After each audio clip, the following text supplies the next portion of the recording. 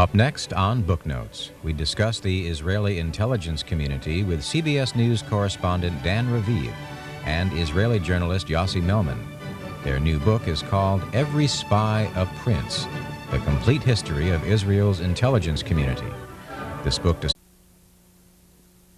branches of the Israeli intelligence community, the role each branch has historically played, as well as their future roles in an area of conflict potentially characterized by chemical, biological, and nuclear warfare.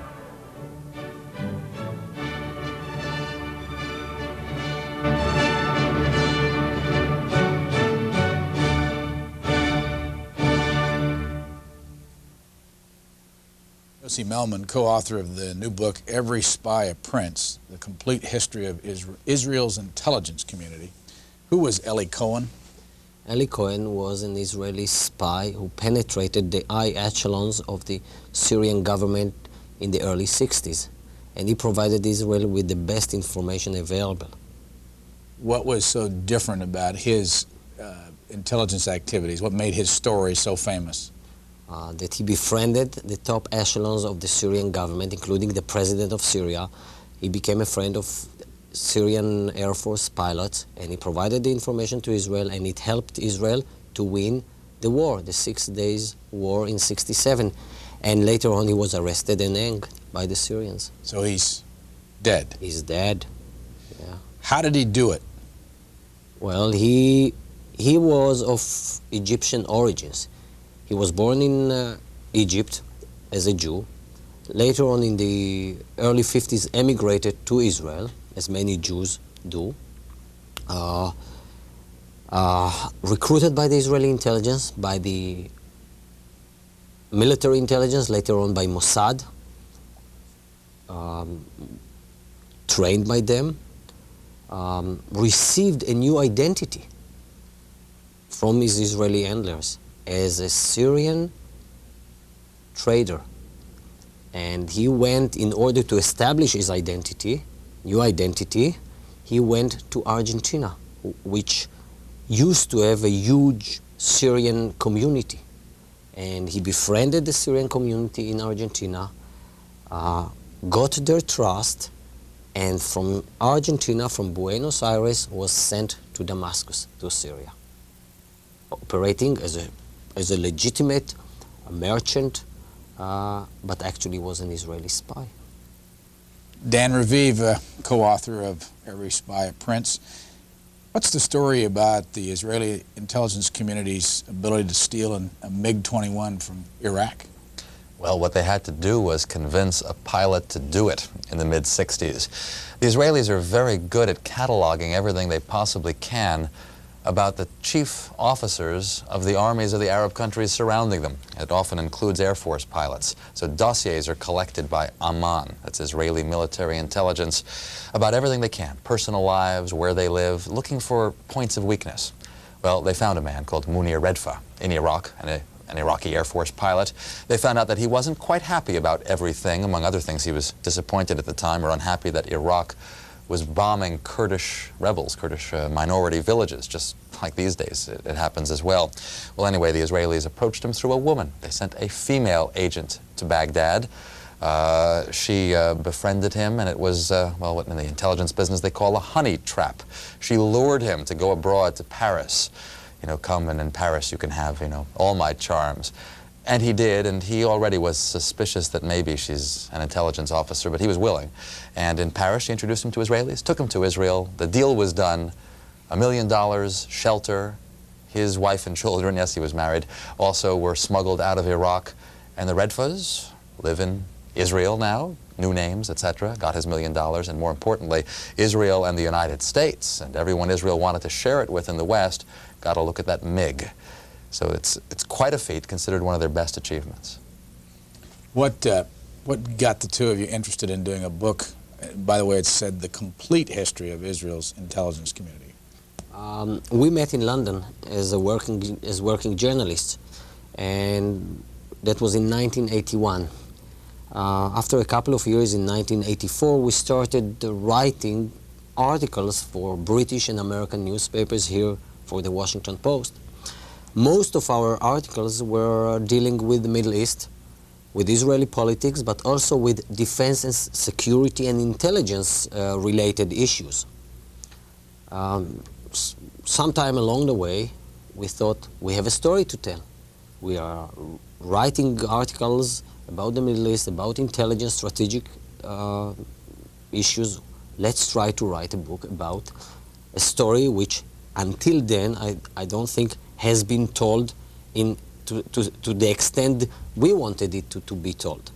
And we decided that we would try to research for a book about the complete history of the Israeli intelligence, because until then, until this book comes out, other books had been written, but basically they are of glorifying nature, portraying the Israeli intelligence as supermen, not human beings.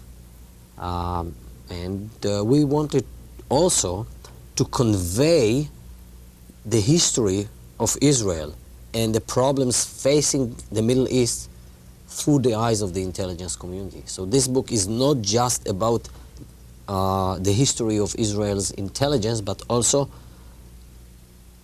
to a certain extent, the history of the State of Israel and the history of the Arab-Israeli-Palestinian conflict. Where were you born and raised?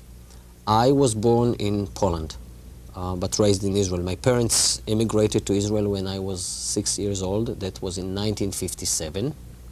And all my upbringing is in Israel. I'm an Israeli citizen. I served in the Israeli army. I went to an Israeli university. Where are you now? I spent the last year at Harvard as a Nieman Fellow at Harvard University, and I'm going back to Israel to work as a journalist there.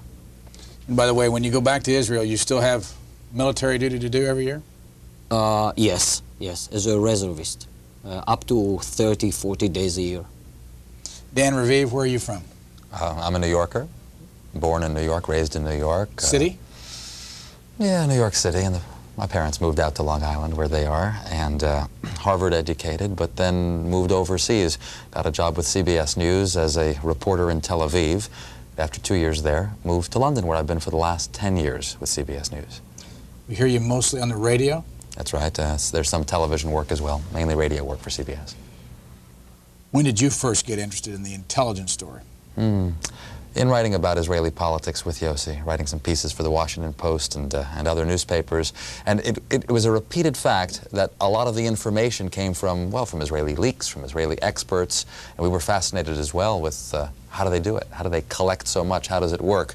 But also from time to time came across obvious flaws, obvious problems. I covered trials in Britain of Israelis who were smugglers, or even a kidnapping case where part of the defense was we were working for the Mossad, that kind of thing. And it made you wonder how much truth there is in that. And again, we all could go to the bookstore or the library and get a book called The Mossad or whatever, and they can be wonderful books, but it's just adventure stories. That no one's looked at it seriously.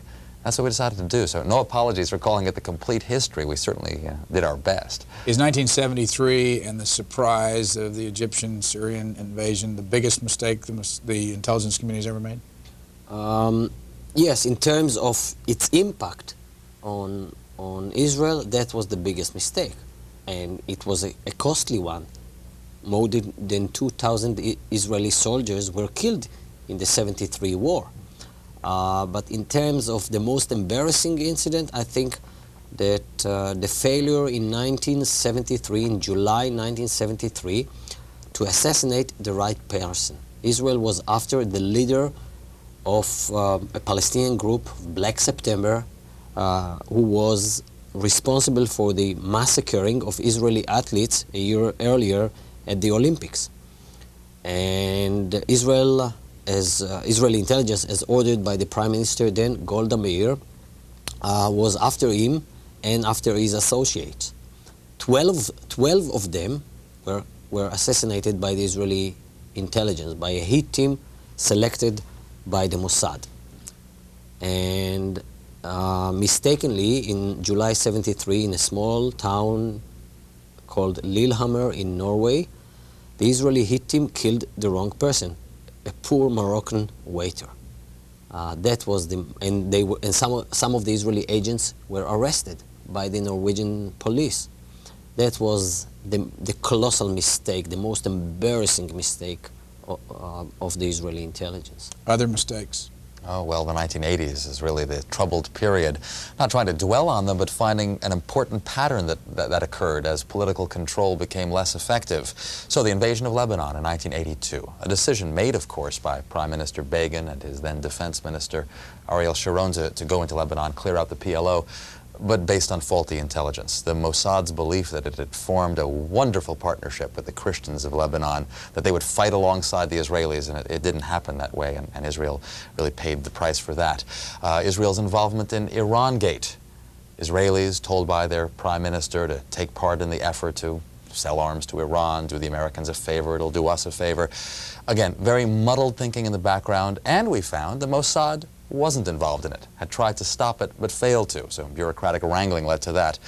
A nuclear worker, Mordechai Vanunu, worked in the Dimona nuclear reactor, went abroad, sold many of the nuclear secrets, and the domestic security people, Shin Bet, that's the equivalent of the FBI, shouldn't have let him leave the country with his photographs of the reactor.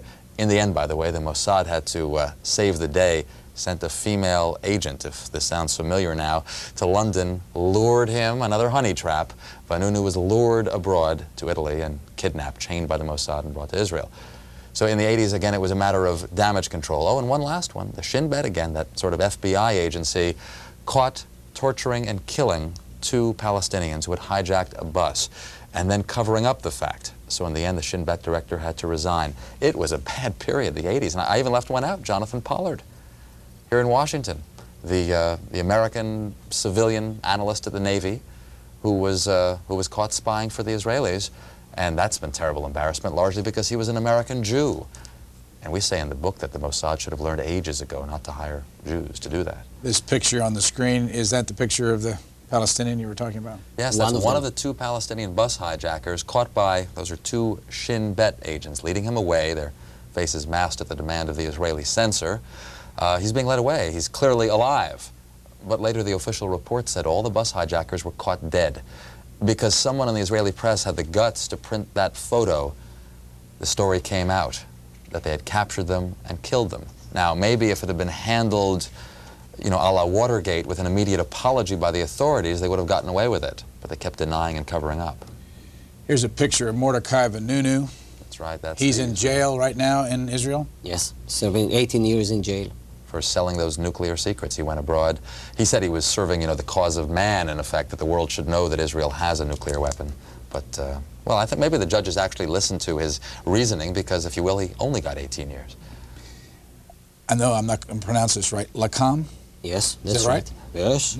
That's the Science Liaison Bureau, or the Israelis called it Lakam, which protected the nuclear secrets. We reveal that that was its real foremost function, but then ended up hiring Pollard, the American here in the U.S. who spied for Israel. How did you and find out about Lakam? When was the first time it was ever publicly mentioned? Over the Pollard affair. When he was caught. Yeah. Until 1985, when Jonathan Pollard was arrested here in Washington, no one knew about the existence of such a secret organization, not even in the Israeli intelligence community. It was the most sacred secret of the Israeli intelligence, which is secret, generally speaking. And when Jonathan Pollard was arrested, and Israel had to apologize for the U.S. government, it was revealed that he was run, recruited, and handled by Lakam, the SLB, the Science Liaison Bureau. And many eyebrows were raised in Israel. Lakam? We've never heard of. What's that? And it's a genuine agency, or it was, because it was disbanded right away. To please the Americans, Prime Minister Shimon Peres disbanded Lakam. Who does the same job that Lakam used to do now? Other people in the Defense Ministry. Its main job, again, protecting the nuclear program and also acquiring scientific and technological information from around the world. And there's no question the Israelis still have to do that. Let me ask you about this book. Can you buy this book in Israel today? Sure. It came out in Hebrew in Israel, and quite modestly, it is a bestseller in Israel as well. How much of what you tried to put in here was kept out by the censors? Very little, to be frank. I think we'd have to admit, it is very little. The chapters that Yossi wrote, which in effect came out of Israel, went through the military censor, and there was some haggling, and there always is that. It's a fascinating system of censorship. You can go to the censor and complain, why did you take out that paragraph and deal? But I think we have to admit... I had to submit my chapters to the Israeli censorship because I'm an Israeli citizen. He's subject to those laws. But you also have to admit that you know enough about the system that a little bit you censor yourself. For instance, we knew that there's no point. You can't name the current director of the Mossad. Why try? What's the point? So we didn't. Why won't they name? As a matter of fact, it's one of the interesting things in the front of the book here. I don't know whether James can get a tight shot of it. You list people who have run the different agencies, and right there near the one that's, I can't see the date, was it 1987? 1989. This last year, the new director of the Mossad took over, and in parentheses we say, disclosure forbidden by Israeli law. What would have been the point? I'll be frank, we could have had his name, but what's the point? That's not the point of this book. And I might land in a jail. Yeah, we'd miss Yossi terribly. Now, under this section here, the commanders of military intelligence, Amman, you see a name twice there that's now fairly famous, Chaim Herzog. Who is he, and what did he do? He is now the president of the State of Israel. And he came from intelligence background. He was trained by the British during the Second World War as an intelligence officer, operated in Europe. After the war, he immigrated to Israel, joined the Israeli army in 1948, and a year later became the second director of Israel's military intelligence, of Amman. Then he was assigned to Washington to work as the military attaché here at the Israeli embassy. In 1954, he returned to Israel, rejoined the army, stayed in the army, and in 1958, once again was recalled to become the commander of the military intelligence. Later, a brilliant military analyst, got into politics. Let's not forget, in the United States, we have President Bush, who was a CIA director. It's not quite the same thing, but of course, it's a test of a man's mettle, of his patriotism. Very much trusted. Did a great job in military intelligence, so people would trust him. He has a wonderful reputation. Prime Minister Shamir. Also an intelligence background. In his case, not military intelligence. The Mossad, the foreign espionage arm, the most famous of the agencies, if you will. But Shamir won't tell you exactly what he did. He worked in Paris as operations chief for Europe for a decade, from 1955 to 65, and got his experience of the world, went to lots of countries. Including some Arab countries, undercover. I read somewhere, and was it Shimon Peres who used to fly back and forth and meet with him in Paris? Not with him.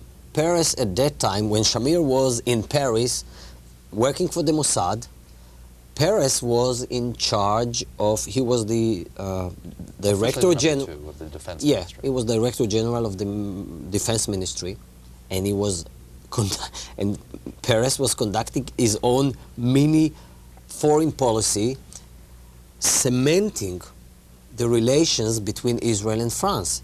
In the 50s until the 60s, France was the major ally and supporter of the State of Israel. Only in the mid-60s, this role was taken over by United States. But I don't think that Peres at that time met with Shamir. That was, that if they did, they broke an important intelligence rule. That's the rule of compartmentalization or departmentalization. It means that you should not know the names of your agents. Or what the others are doing, and you do your own thing, so to speak. Exactly. But all these years later, and it's fascinating in Israel, it is something to be proud of, because Peres now in his campaign appearances, when he speaks, for the Labor Party, will always point that out, that, I was involved in clandestine business as well. I helped make sure that Israel has a certain something in Dimona, obviously referring to the nuclear reactor. Or I made sure that we were friendly with France, which meant a lot. People are proud of clandestine experience, whereas perhaps in America, people would be ashamed. And it was France who gave Israel in 1956, 1957, its first and only nuclear reactor. It's big, meaningful one. There was a little research one, but yes. Yes. And so the French were reactor. vital. So Paris has something to be proud of, but fascinatingly, he can't reveal it all either. We've been jumping all around here. Let's go back to the beginning and get the basics on the table. How many people in Israel are involved in intelligence activities? Well, it's a state secret. Nobody would tell you exactly. But we believe that there are more than 10,000 people involved directly, employed directly by the various branches of the Israeli intelligence, mainly the military intelligence. One has to remember that the military intelligence, Amman, is the largest and the most important intelligence organization in Israel, okay, and before the Mossad. Before you get to that, I want to show the audience that how these different organizations are spelled and explain them each, because you have three major intelligence gathering organizations in Israel. You start with the Mossad. What is it? Mossad means institute, by the way, and this is an institute for intelligence and special operations. So the Mossad is the foreign espionage arm. Compare it to the CIA. All right, go down here to the... Next one is Amman, right? Military intelligence. It's a Hebrew acronym, so it is the intelligence arm of the armed forces. As Yossi was saying, it in fact is the largest and most important. And then it says Shin Bet, two Hebrew letters, initials for security services. That's the domestic agency, the equivalent of the FBI. Which one of the three is the most important? Oh, it would be Amman, the military intelligence. Nothing is more important than you're watching your Arab neighbors for actual movements of troops, how many tanks they have, where are the aircraft. All these other missions that we described are fascinating, and even getting, you know, thousands of Jews into the country is vital. But war, having a sign that war is coming, that's the key, and that's Amman's job. Which is the second most important? The Mossad. The problem with Amman, with the military intelligence, is that it lives in the shadow of the flamboyant Mossad. It can be compared to the same problem which is facing United States National Security Agency, NSA. It is the largest, the most important agency in the intelligence community. Yet, the most famous one, which gets media attention, is the CIA. The same is in Israel. The Mossad has become sort of epitomizing the Israeli intelligence. But the most important agency is military intelligence. Mossad comes second, and then you have Shin Bet, the Israeli equivalent to the FBI, in charge of fighting terrorism, counter-terrorism, subversion, trying to foil plots against the state of Israel, political plots and others. You tell the story about how you tried to find out what they call the Mossad when they deal with publicly? I thought it was a reasonable question, but the trouble is you can't pick up the phone book. There's no Langley in Israel that you can look up, you know, CIA, or in our case, the Mossad. We thought we should ask, what shall we call it in English? You can translate the Hebrew words, as I said, Mossad is institute, but when they write a letter to their friends in the CIA or the British intelligence, what do they call themselves? It took a while. It was a matter of asking the Prime Minister's spokesman. The best you could do, because officially the Mossad is under the Prime Minister's office. And I think he sort of wondered why you want to know and all that, so we explained. And he came up with the Israeli Secret Intelligence Service. I mean, if it were to have initials, it would be ISIS. Just simple words like that. Interestingly enough, kind of a British model. The British don't really like the names MI5 and MI6 for their foreign service. They prefer SIS, Secret Intelligence Service. What was the toughest bit of information to gather for this book? I think about the extent, the involvement of the Israeli intelligence in a topic which is very unusual for intelligence, and this is immigration. That's probably even more sensitive than dealing with Arab military capabilities. Since Israel perceived itself not just as a state of the Israelis and for the Israelis, but also a state for the Jews whenever, wherever they are. So the Israeli intelligence is becoming the Jewish intelligence with two specific missions. One, to protect Jewish communities which are in peril, mainly in Arab countries. Jewish communities that are persecuted by the local authorities. And secondly, to bring those Jews from the countries that they are not allowed to immigrate, to bring them over to Israel. Recently, the Israeli intelligence was trying, and is still trying, to bring over Ethiopian Jews from Ethiopia, what was known as Operation Moses. So that, I think, was even more, it was tougher than researching for Mossad or for Amman. And there is a special unit dealing with Jewish immigration. First of all, how do you become a member of one of these intelligence gathering organizations, and who cannot be a member? Well, the latter question's hard to say. They ought to be open-minded, and they might be, but most of the agents or operatives that they recruit are from elite combat units. People, usually men in the Israeli armed forces, who prove their courage and their intelligence, their smarts in these units. Occasionally, we even spotted a newspaper ad, which appeared to be from the intelligence community, asking for people with military experience and languages, foreign passport preferred, for interesting work abroad. Well, it sounded like it was probably for the Mossad, so maybe they're having a little bit of trouble recruiting, which we indeed had heard. So, personal recommendations, it could be through academic institutions. The Army still is the key, which of course makes it hard for women, by the way, because you don't have women in combat units. You have to be Jewish. Well, no. Not necessarily. Actually not. Even in the Israeli Army, not everyone is Jewish. It's difficult to be an Arab Muslim and be in the Israeli Army, but they have volunteers as well. There have been Druze, certainly, that minority that's in several countries of the Middle East, including Israel. Circassian Muslims, it's a particular group of Muslims, some of whom have been wonderfully patriotic to Israel. That's a matter of volunteering, as I say, and there are volunteers. During a recent American involvement in Panama, I know at least in this network, there were a tremendous number of calls about an Israeli Mossad agent by the name of Harari.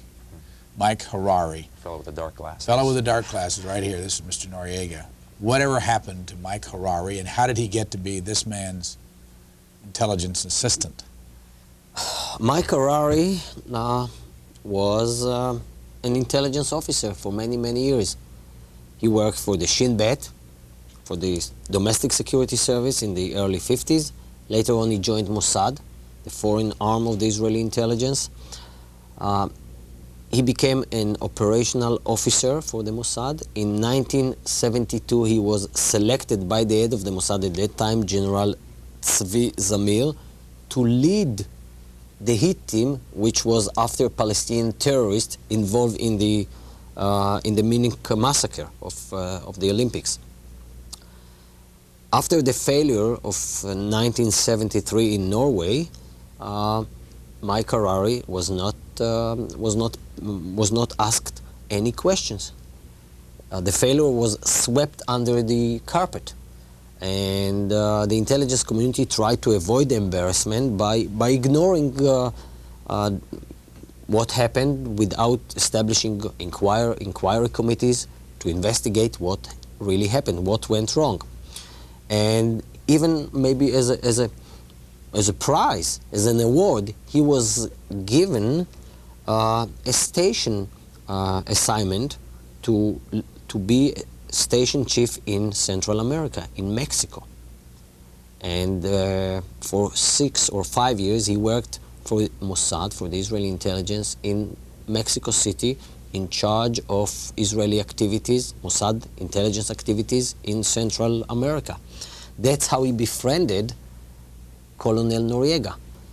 Now, in 1980, he retired, he left the service, he left the Mossad, started working as an independent, legitimate businessman, as an insurance broker in Israel. He wasn't so successful, and he realized that actually what he knows is his old craft, the intelligence craft. And he went abroad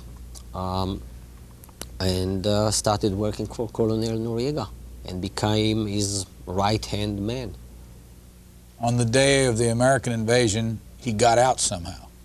That's a very interesting and good question, yeah. We think the Americans could have caught him if they'd really wanted to. Perhaps you'll recall there were rumors on the very day and the next day that they had caught the Israeli former Mossad man who had been Noriega's right-hand man. But they didn't seem to have caught him because he turned up in Israel and gave a TV interview, the first in his life, in which he said, "Why is everyone picking on me? I was doing work in Central America. I'm a nice fellow. I got my own company here. Leave me alone. If you keep saying these things about me, you're putting my life in danger." Very first interview in his life at the beginning of this year, January of this year.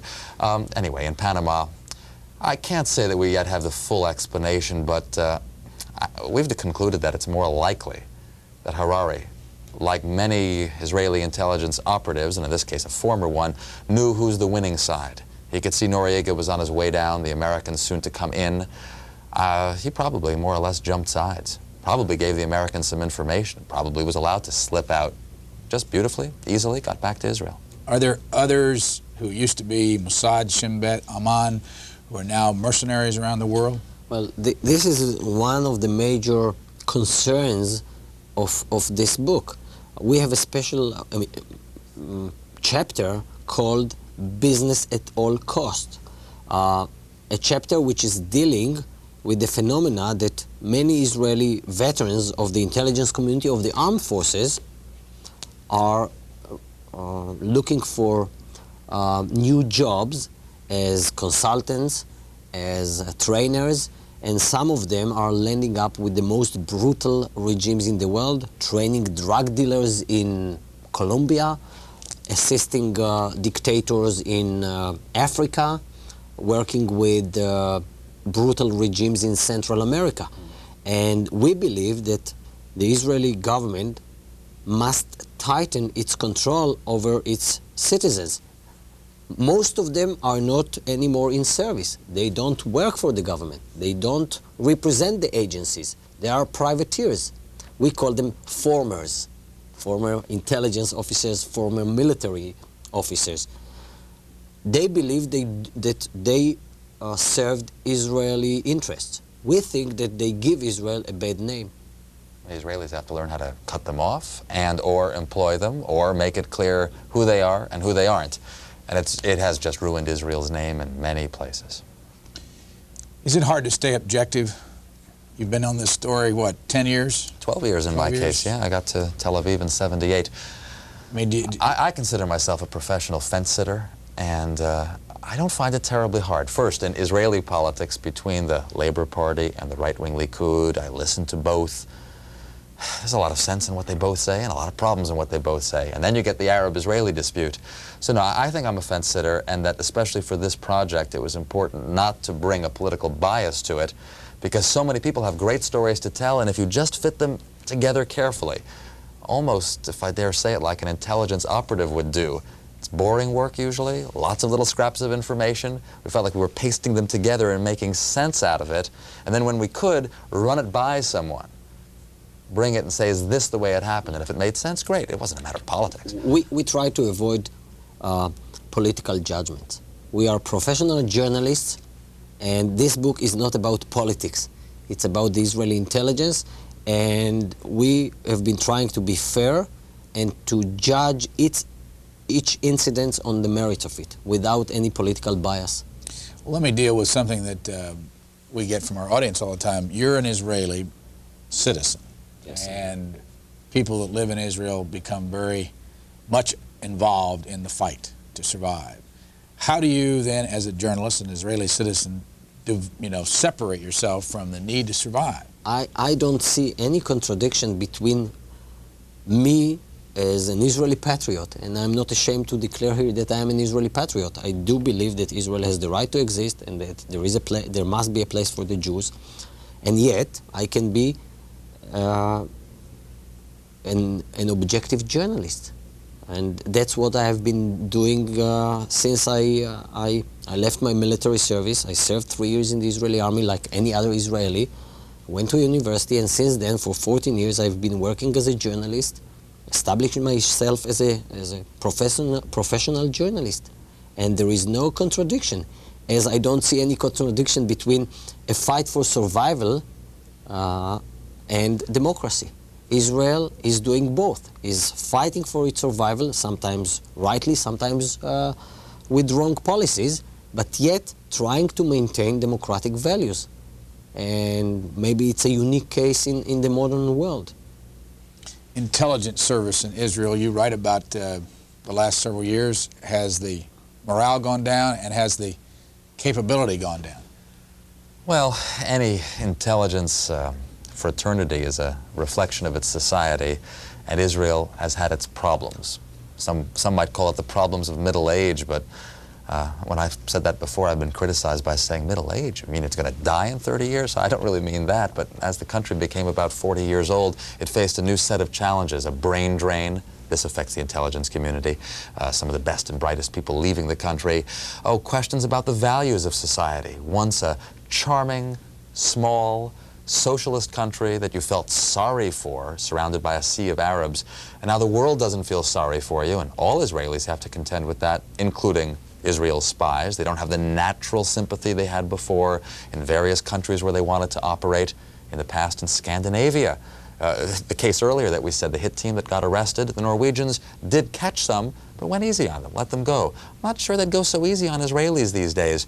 So there's that problem. Recruiting, not so much sympathy in the world, not quite as much sympathy at home either, because of the string of failures in the 80s. Not all Israelis feel that comfortable with their secret defenders anymore. So they've got a lot of challenges. Now, some hopes. In the last 2 years, Israel has launched 2 satellites, experimental satellites. Both of them come in since, burned up in the atmosphere. There will be more, and the satellites in the future will no doubt be spy-in-the-sky kind of satellites. That will be a great boost, especially to military intelligence. They will feel they can now see the enemy without relying on the U.S. for satellite photos. That's an example, really, of the technological edge the Israelis would like to emphasize. And there are some other examples how Israeli society and its intelligence, as reflecting the spirit of the society, is trying to reform itself. The Israelis were surprised 30 months ago by the Palestinian uprising. That the Palestinian people suddenly, after 20 years of Israeli occupation, said enough is enough, and are still involved in a struggle, in a civilian disobedience, sometimes getting sore and very violent. And the intelligence community was surprised, like the rest of the society and the Israeli government. They didn't believe that the Palestinians would be able to do it. They didn't see the Palestinians as a political entity, as people with national aspirations. And yet, a year later, a year and a half ago, it was the Israeli military intelligence in charge of providing the government with the annual national intelligence estimate, which acknowledged that the Palestinian people are led by the PLO. Whether Israel like it or not, it's a fact of life, and Israel has to accommodate itself with that political factor. Now, that was the military intelligence. The Prime Minister, Mr. Shamir, didn't like the idea, and he still doesn't like it. But the intelligence had enough courage to tell the government, this is a fact of life. You might like it, you might not like it, but our job, our duty is to tell you the truth. That might be an encouraging sign, because in the past, with the prevailing spirit of Israeli politics, intelligence agencies were just going along with the old concept, for instance, therefore not seeing the 1973 war coming, not seeing the Palestinian uprising coming. Maybe they're getting a little more courage back now. You're right that they got caught in 73 because they got cocky after 67. Where do you see it today? Can the 73 happen again in 1990? Not really. I don't think they have a concept that the Arabs would never attack. The Israelis are far more cautious now. I don't think they're cocky. In fact, what you see this year are exercises by senior Israeli military officers, including the head of military intelligence, who does talk to the press. The other agency chiefs are secretive. but military intelligence does. I think he's trying to cheer up the people. There have been a series of press conferences in Israel in which they explain, though not with full details, that Israel can defend itself against chemical attack or warheads that might be launched from Syria or especially Iraq. They don't give the full information, but it's almost to, you know, keep the people's spirit up. Is there a nuclear capability in Israel? The official policy of Israel is that the government has never admitted that Israel has nuclear capabilities, nuclear weapons. The official line is, the government line is, Israel will not be the first country in the Middle East to introduce nuclear weapons. Yet it is worldwide assumed that Israel does have nuclear capabilities. And I think... because it's my chapter, maybe. No, I think the Arabs know it. I mean, especially after Mordechai Vanunu, who worked at the nuclear installations in Dimona, went abroad and told this story, sold this story for a British newspaper. By the way, where is Dimona located? In the south of Israel, in the Negev Desert. And the caution you saw me express a moment ago was just basically that it is a taboo topic in Israel. It's generally not for Israelis to discuss. It's foreign analysts, it's the CIA, for instance, who have a keen interest in Israel's nuclear program, who've been able to establish what they could, and much of the data that I was able to obtain on that subject came from foreigners, because the signs are there, shipments of certain technology, certain developments that are occurring. And I don't think the Israelis really want you to think they don't have the nuclear bomb. In other words, they want you to think they do, because that has a deterrence effect. The Iraqis are much less likely to start a war if they think that they'd immediately be destroyed by a nuclear bomb. And the deterrence, well, it actually seems to work. You write about Saddam Hussein, and before I ask you the question about him, when was this book, when did you put it to bed? What was the date? The end of January this year. And you indicate in here that Saddam Hussein of Iraq is trying to build up the largest force in that part of the world and become the leader militarily, and we've just experienced an example of it. Did that surprise you at all, what he did with Kuwait and the oil? No, I'm not surprised. And he might have a few more surprises in his pocket.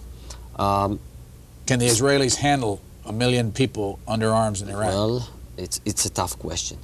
And the Israeli intelligence, the Israeli armed forces are very much concerned about the size of the Iraqi army, and even more than that, about its quality. Iraq was involved in the last decade in a bloody war with Iran for 10 years. And Iraqi soldiers, Iraqi tank commanders, Iraqi pilots acquired a lot of experience. Plus that Iraq has now very sophisticated delivery capabilities, missiles which can hit Tel Aviv. And Israel is very much concerned about it. Just recently, the Director General, number 2 in the Israeli Defense Ministry, General Ivry, a former commander of the Israeli Air Force, said that he believes that Israel is not prepared psychologically and otherwise for the possibility that for the first time, the next war in the Middle East, if there is a war, and hopefully I hope that the war will not occur, Israeli towns might be exposed for the first time in the history of Israel for Arab attacks, missiles, bombs, maybe air raids. All previous wars were fought on Arab lands in the front, and Israeli citizens, civilians, were not harmed. Yeah, ask you about money. Again, if you were seated right at this desk and we were taking telephone calls, by now the calls would come in saying the United States gives an extraordinary amount of money every year to Israel, and you'd hear figures all the way from 3.2 billion up to 10 billion, depending on how you calculate it. I want to ask Dan Raviv, how much money every year does the U.S. taxpayer give to Israel? I think basically it's the published grant and loans, and I know most of the loans end up being excused, of $3.8 billion is where it stands. That's what the Israelis are working on to keep it at the very least at 3.8. They no longer expect increases. Is that including the housing money for the immigrants? Probably not, but those are supposed to be loan guarantees, aren't they? And it's not going to exceed that by much, even if it touches $4 billion because of some special allocations, because of special needs.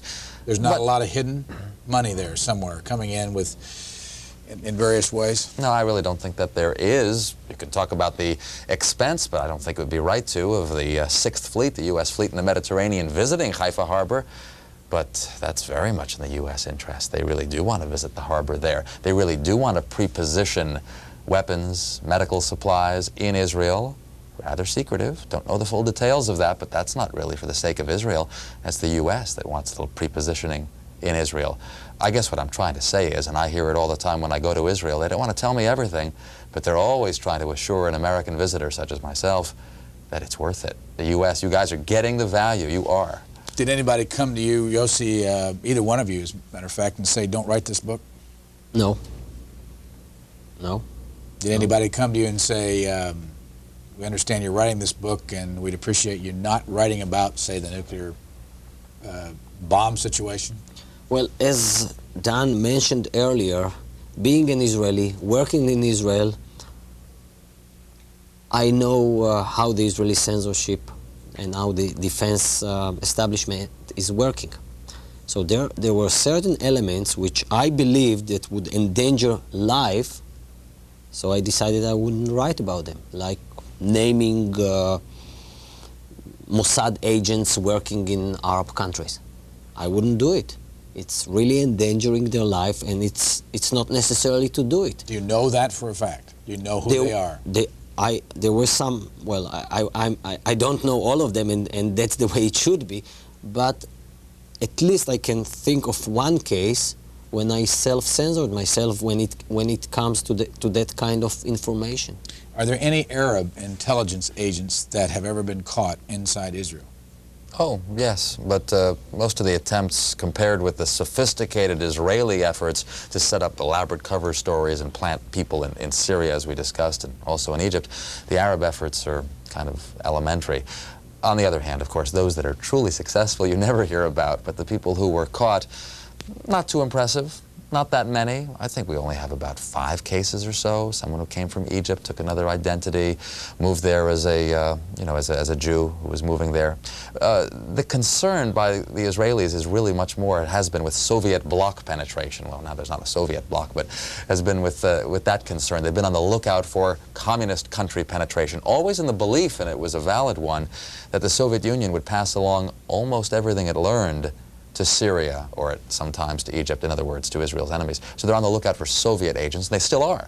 We have 10,000 and more Soviet Jews moving to Israel every month now that Gorbachev has opened the gates. It's a certain thing that there are spies, KGB spies among them. Plant. What's the closest that any Israeli intelligence agent, I assume a Mossad agent, has gotten to Yasser Arafat?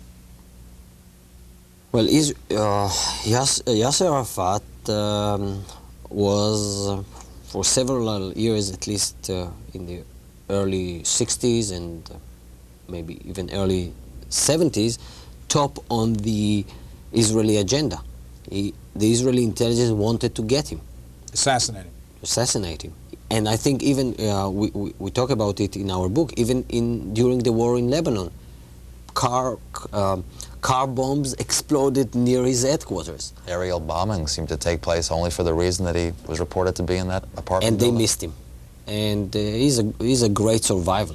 And he survived endless attempts on his life, not just by Israeli agents. Also, he has a lot of Arab enemies, Palestinian extremists such as Abu Nidal, Syrian agents. On the other hand, there is a question, maybe it's a more of philosophical nature, which has been discussed by the Israeli intelligence. What good would it do if we kill the head of a terrorist organization?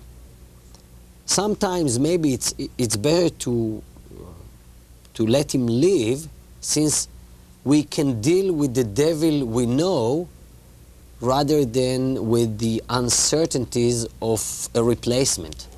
And I think that the approach that is used by the Israeli intelligence is that when you are dealing with small, tiny terrorist organizations which are dependent heavily on the leader, it's like small gangs, then maybe if you kill the leader, you destroy the organization. But when it comes to larger groups like the one that is led by Yasser Arafat, it won't do any good by killing the leader. Dan Raviv, what's this picture? It's the other hand. There always is another hand in this business. It's a picture of a villa in Tunisia, near the capital Tunis, where a Mossad team with special Israeli commandos landed from the sea just over 2 years ago and killed Abu Jihad, the number 2 man in the PLO. You see, that's the on the other hand. It wouldn't do any good to kill Yasser Arafat, so the thinking goes, but to remind the PLO of who's really in charge, of the long reach of the Mossad, in April '88, one of the men who was organizing the Palestinian uprising was killed at his home in that villa in Tunisia. Dalkamoni, we've heard this name recently. There's been another book out on Pan Am 103. Here's a picture. It's a strange-looking picture, though. Yossi, explain why it doesn't look normal. Because this picture was taken by a hidden camera, photographed of Dalkamoni. Which one is he? Far right. Yes, this one. This is Dalkamoni, the notorious Dalkamoni. It was taken by West German agents, trailed, shadowing him when he was in Germany, planning his attack on Pan Am. Now, it belongs in this book because the Germans were on to the so-called Dalkamoni cell, part of the PFLP General Command, a Palestinian terrorist group based in Syria. They were onto him thanks to Israeli tips. The Israelis were also watching the cell, wondering what they were up to. The conclusion reached, they wanted to blow up an aircraft, but they thought another aircraft. A flight from Spain to Israel was the target. So they felt very pleased when the terror cell, or most of the members, were arrested in October of '88, and that flight was safe. But 2 months later, the Germans had allowed most of the alleged terrorists out, and 2 months later, Pan Am 103 blew up. General question, we've about out of time. What have we not covered in here that you think the audience that will read this book will find fascinating? What elements of the book? I was surprised to find out what I would call the humanitarian side of the Israeli intelligence. And that's what maybe makes the Israeli intelligence so unique and so special. There is a special unit in Israel in charge of immigration. Try to imagine the CIA or British MI6 are involved in that kind of work. Since Israel is the state of the Jewish people, so is the Israeli intelligence, the Jewish intelligence, and he is trying to bring over Jews from countries like Iran, from some Arab countries, which don't allow them to immigrate. And this is a fascinating story. It's a very heroic story. Israeli agents are ready to go to the most obscure places and danger places in the world to bring over their Jewish brethren. And what about the history? A lot of the history of the Mossad and the Amman and all that stuff. What did you find in the history of the organizations that you found particularly interesting? Lessons that were learned and should have been learned in the early years. We start in 1948 with the birth of the state. We haven't discussed the title, Every Spy a Prince, the notion that God told Moses to choose the first spies 32 centuries ago to go into the land of Israel, choose them from every tribe, every one of them a prince. They were supposed to be the elite. And the idea of the history, in the upper left, Reuven Shiloach, the first prince of intelligence. What a dedicated man. Mr. Intelligence, the founder of the Mossad, Reuven Shiloach, almost unknown. And there in the upper right, if it's in the picture as well, is Isser Harel. Now, he is known because he's written books on the subject. He was the head of Israeli intelligence for 10 years. He was the emperor of the Israeli intelligence. An emperor, and indeed, he made it into an empire. And there in the lower left, Shaul Avigur, one of the founders of Israeli intelligence, interested in what Yossi just mentioned. He was in charge of that unit called, revealed for the first time in our book, Liaison Bureau, in charge of bringing over Jews from the Soviet Union and Eastern Bloc countries. In all the book, maybe this isn't a fair question, who's your favorite intelligence operative over the years that you wrote about? How fascinating. It's hard to say. Yeah, I know. I guess as a professional fence sitter, I don't have a biting affection necessarily. You admire Eli Cohen for his ability to penetrate Syria, but then he went too far, kept transmitting on the Morse code key, got caught, got hanged, and you think, that was dumb.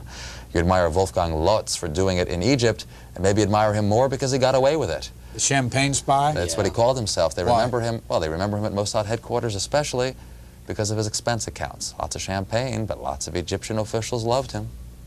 Who do you remember? I think that Reuven Shiloach was a very interesting person. He tried to maybe imitate, to build the Israeli intelligence from scratches.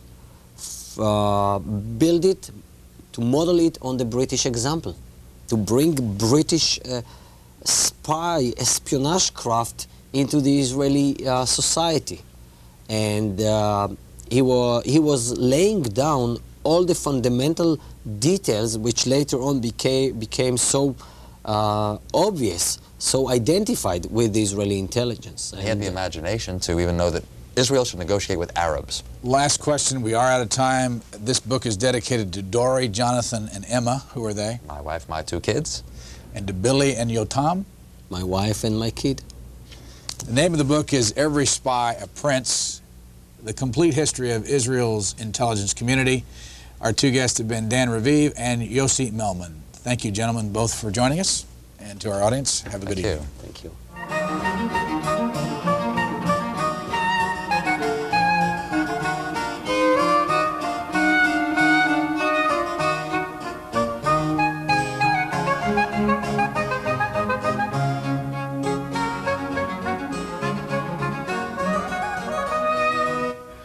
Join us next week for a conversation with Roger Kimball, author of Tenured Radicals: How Politics Has Corrupted Our Higher Education. This new book discusses the influence of what the author calls 1960s radicalism on the study of Western civilization in America's colleges and universities. That's Booknotes, next Sunday at 8 p.m. Eastern Time. Coming up next, it's an interview with British Secretary of State for Energy, John Wakeham.